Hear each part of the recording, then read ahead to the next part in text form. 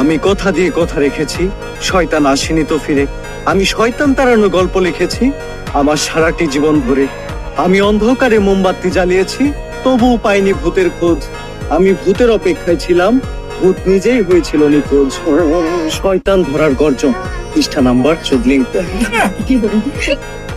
এটা তো মন্ত্র না, ছন্দ পেলেন। মার্কেটে আপাতত ছন্দই চলে। বাবা বইটা একটা আমারও লাগবে, দাম কত এটার? মাত্র 1000 টাকা। 1000 টাকা দিয়ে আর কিনু?